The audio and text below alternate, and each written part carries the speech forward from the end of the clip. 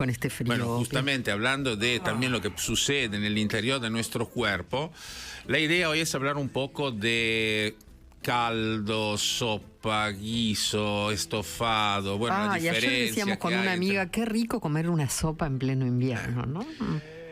Son tipologías de platos que en algún punto se tocan entre ellos. O sea, el límite entre el caldo y la sopa, entre la sopa y el guiso, entre el guiso y el estofado es realmente muy finito. Pero sí, desde el punto de vista gastronómico son diferentes. Platos de cuchara, le dicen ustedes, Plato de ¿no? cuchara, sí. Algunos sí son platos de cuchara. Porque, por ejemplo, el caldo. El caldo no tiene mucho que ver con un guiso. No, claro. Y tiene que ver, por ejemplo, con la sopa, pero el caldo en sí es un mundo aparte. Pero si uno observa, estudia con atención lo que te enseñan en una escuela de cocina, saber cómo se hace un caldo es vacilar. Pero uno dice, bueno, compro un sobrecito, El caldito, un cubito, claro. y se terminó el asunto. En un punto sí, eso es cierto.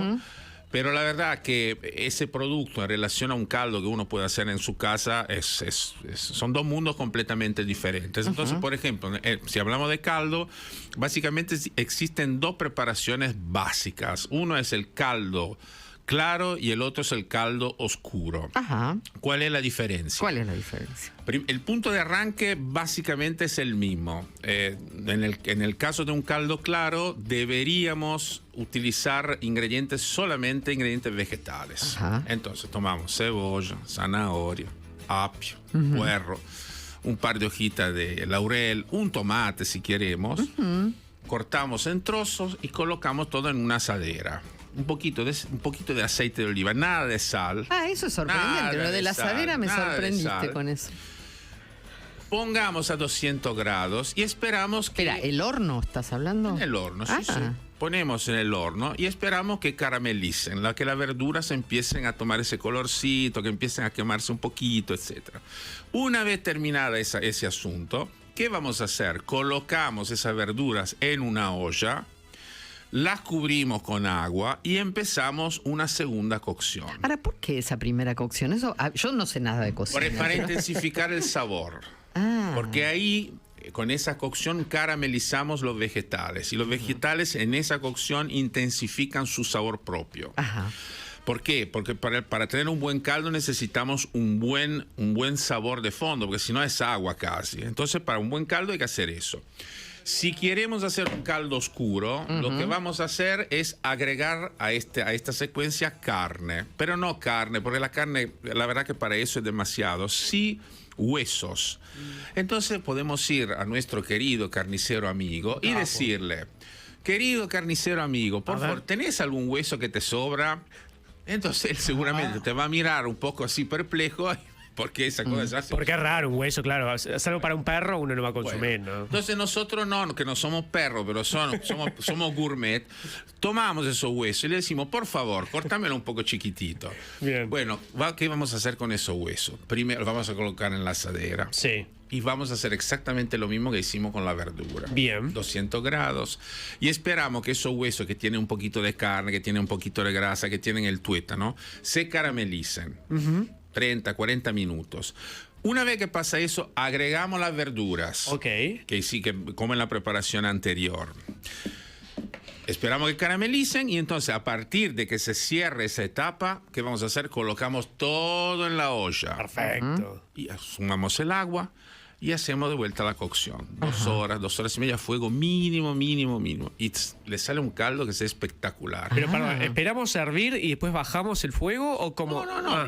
Le pones un fuego mediano para que arranque el hervor. Bien. Y después lo bajás. Lo bajamos después. A mínimo para que plop. Me encanta cómo hace esa los ruidos. Superficie que empieza a borbotear, pero despacito. Y sale el olorcito a sopa. Te sale ese olorcito maravilloso. Entonces, ese caldo después se puede tomar solo, que la verdad que es un caldo espectacular, es confortable, te da energía, pero también se pueden utilizar las bolsas Ziploc, es una marca, pero digamos... Sí, las herméticas. Bueno, las herméticas. Y podemos hacer bolsas más chiquititas y la podemos congelar. Así, cuando necesitamos ese caldo, ya que hicimos el trabajo grande una vez, siempre hay que tener un poco de espacio en el congelador. Y bueno, sí, claro. Y bueno, tener 3, 4, 5 bolsas de esas que son chatitas, bueno, la verdad que vienen bien para después hacer, por ejemplo, los guisos. Claro, exacto. Siempre se O falta las caldo. sopas. Claro. Entonces, viste, arrancamos del caldo, que es muy básico, muy simple, que también podemos utilizar el del puchero, que por supuesto es un caldo espectacular. Bueno, y finalmente pasamos a la sopa. ¿Qué es lo que tipifica una sopa? Es el hecho de colocar en un caldo pequeños trozos de vegetales, carne, pollo, pero chiquitito, no como un guiso. Esos pequeños, minúsculos pedacitos de verdura, de carne, etcétera, tienen que realmente flotar en el medio del caldo. Entonces ahí tenemos una sopa. O sea, esa es la diferencia casi entre caldo y sopa, los pedacitos entre esos caldo chiquititos. y sopa. Nosotros en la sopa sumamos esos pequeños cubitos de zanahoria, de cebolla, de puerro, de lo que nos... De fideo, incluso uno le pone. Y también, por supuesto, esos fideos chiquititos, ¿no? Las municiones. Municiones, letras, sopa de letras. ¿no? Así es. Vitina. Así es. Y entonces, bueno, ahí ya tenemos una sopa. ¿Cómo pasamos al guiso? Claro. El guiso ya empieza a ser otra historia. ¿Por qué? Porque normalmente para hacer un guiso lo que tenemos que tener es una base, la base vegetal en un medio graso, entonces manteca, aceite. Entonces, ¿qué hacemos? Doramos la base del guiso en esa grasa y después sumamos un poquito de agua, pero no tanto líquido como en la sopa. Claro. ¿Y qué vamos a hacer? Vamos a dejar abierto para que el guiso, me refiero a la olla o a la cacerola, vamos a dejar sin tapa para que el guiso siga cocinándose hasta llegar al punto que nosotros deseamos. Si necesitamos a lo largo de la cocción para que no se te pegue abajo, se puede agregar, por supuesto, una pequeña cantidad de líquido. Pero como es fácil intuir, ya no tenemos una sopa, ya tenemos otra cosa, tenemos un guiso. ¿Pero queda algo líquido dentro del guiso o no? Depende de cada uno. Ahí va el tema que a veces sopa y guiso se superponen. Claro, por eso. Pero eso depende de uno. Como hay gente que le gusta un locro muy fluido y hay gente que le gusta un locro donde le plantás una cuchara ahí en el medio y la cuchara no se mueve. Entonces, bueno, es así. Sí. Entonces, bueno, y ahí tenemos el guiso. ¿Cómo pasamos a otro? ¿A vos cómo te gusta el guiso? Porque eso es importante también. Mediano. Intermedio. Ni demasiado con una textura demasiado ni muy intensa. líquido, ni muy líquido no, denso. porque ya no es un guiso. Guiso centrista. Un guiso centrista, Sí. un guiso equilibrado. Un guiso Y grisáceo. después nos falta el estofado. Ahora sí. Nos faltan dos, nos falta el estofado y nos falta el puchero. Claro. Muy bien. El puchero va aparte, el cocido, puchero, esa es una familia aparte. ¿El estofado qué es? Normalmente se utiliza una proteína. Acá en Argentina, obviamente, la carne es la que domina todo. Carne, pollo. Pescado un poco menos porque con la cocción larga se deshace. Claro. ¿Y cuál es la gran diferencia en la cocción? Que nosotros en el estofado vamos a tapar nuestra olla y nuestra cacerola. ¿Por qué? Porque necesitamos muy poco líquido y queremos que todos los ingredientes que están adentro de la cacerola desprendan su humedad. Y entonces en la cocción, el hecho de tener la cacerola o la olla tapada favorece, obviamente, la evaporación del líquido de los ingredientes y la cocción interna. Ahora, ¿el estofado no va con salsa de tomate? Podemos agregar salsa de tomate. ¿Pero podemos o siempre lleva salsa de tomate? No necesariamente. Ajá. No necesariamente. Podés hacer un estofado con vino, por ejemplo. Mira. Cuando Sí, decime. perdón, en Uruguay vos te pedís un plato de ñoquis y te viene con un cuarto de pollo encima. Sí, claro. Pero es estofado. Ese pollo debería estar estofado, sí. Un saludo a los uruguayos. Es maravilloso. Gran plato ese. Es maravilloso como en el Río de la Plata, porque estamos hablando de Uruguay, pero también tenemos que hablar de Argentina, obviamente. Se combina la carne con la pasta. Entonces, ¿qué sucede? Que el estofado, bueno, necesita la pasta abajo. Raviole con estofado. Raviole con estofado, cosa que en Italia no es tan frecuente. No se hace eso. Es más o menos, es más o menos. Yo para mí era italiana. Sí, yo también. Bueno, pero es una de las cosas que suceden con nuestro esquema gastronómico, donde se toman partes y después acá se juntan. Bueno, y entonces el estofado funciona así. Se puede agregar vino, pero puedes hacer un estofado estupendo solamente con vino sin agregar tomate. Claro. O podés agregar, por ejemplo, sucede siempre. asado. Siempre sobra trozo de carne, un chorizo, siempre, porque la exageración... Y siempre ponemos de más, es verdad. Porque la exageración te lleva a eso. Claro. Entonces, al día siguiente, si tenés ganas y quieres comer algo levemente diferente para hacer un buen estofado, tomás una botella de vino. No tiene que ser un vino de 40.000 pesos. Tiene que ser un vino, hay vinos para cocinar buenos a 3.500, 4.000 pesos. Entonces, accesibles. Digamos que está bien. Si lo repartimos entre 4 personas, el costo está bien. Ni compras un alfajor casi con olvídate. Con 1.000 pesos. Entonces se toman, por ejemplo, el asado, se cortan las porciones correspondientes a los huesos. Entonces tenés cubos de carne de asado. Claro. Colocás adentro de una cacerola. Agregás una cucharada de extracto de tomate. Y el resto vino. Pones no sé, depende de la cantidad, obviamente, ¿no? Si es una pequeña cantidad, 3/4 de botella. Si es una cantidad grande. Con 2 pedacitos no pongas una entera. ¿Cómo? Con 2 pedacitos de carne no pongas una botella entera. La verdad que tienes que esperar 4 días para que se evapore, claro. Bueno.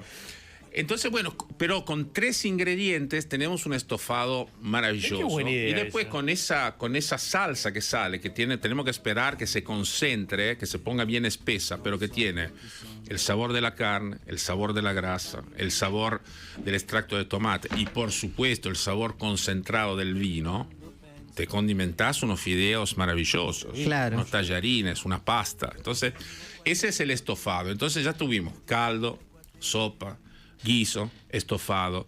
Y entonces vamos a lo último, que también en este caso es una mezcla entre varias de estas preparaciones, que es el cocido, que es el puchero. Entonces cada país obviamente tiene su estilo.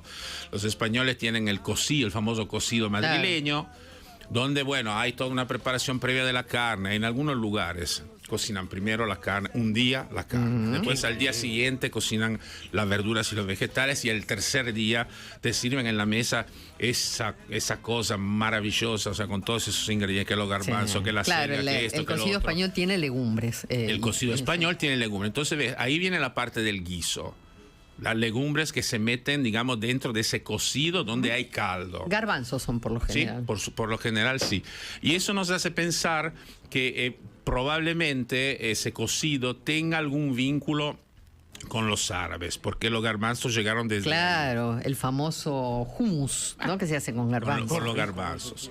Entonces es muy probable que esa preparación, o una preparación parecida, llegó a España a través de los árabes en el andaluz, en ese periodo histórico, al sur de España, ¿no? Y que después empezó a difundirse. Y los españoles, por supuesto, lo adaptaron a su cocina, a sus gustos, etc. Pero también hay bollito, se llama, el puchero italiano, también se come en Italia. En algunas regiones, son más o menos, no, son 4. Tenés Piamonte, que es una región donde se come mucha carne. Tenés la parte Emilia-Romagna, pero la parte de Emilia, donde se come también el puchero. Tenés Véneto, la zona de Venecia, la región de Venecia, y después tenés la Lombardía, que es la zona de Milán. En esas 4 regiones se come, pero fuerte, el puchero, fuerte. Llega un señor con un carrito, con ruedas a la mesa, pero es un carrito grande, con todos los cortes. Debe haber, depende, en el piamontés hay por lo menos 7 cortes de carne, y después hay otras cosas ahí, como guarniciones, etc. Porque vos lo vas eligiendo. Vas eligiendo. ¿Vos te vas armando tu propio plato? Sí. Por decir, quiero un mixto, si no le decís, no, quiero más esto, quiero más esto, quiero más. Después están las salsas, salsa verde, salsa roja, salsa peberada, la mostarda es terrible. Tiene un picor rarísimo, pues te destapa la nariz, o sea, te la hace explotar. No es un picor de ají. Vamos. Es un picor de rabanito, de creen, o sea, es otra cosa. Se siente otra manera. Entonces, bueno, el puchero es una preparación, el bollito es una preparación que también pertenece a este mundo maravilloso de los platos de invierno. Así que después, si ustedes quieren, en el segundo bloque, les voy a pasar 3 recetas, sí, o una o dos o tres, yo tengo tres, de unos guisos que son un poco diferentes a lo que normalmente Ahora, comemos. antes de que pases tu receta, Sí. las lentejas son un guiso, claramente. Lentejas sirven para hacer unos guisos. Sí. Guiso. Y los callos a la madrileña, Es un guiso también. un guiso también. Es un guiso también. Bueno, no sé qué recetas vas a dar después, novedosas, distintas, pero habrá que esperar. Son recetas que sirven Vende, Pietro, siempre, vende. sí. Silencio. Sorpresa, no Son geniales las que vienen, María, ¿eh? ¿Sí? Nunca antes escuchás en Pero radio. pará.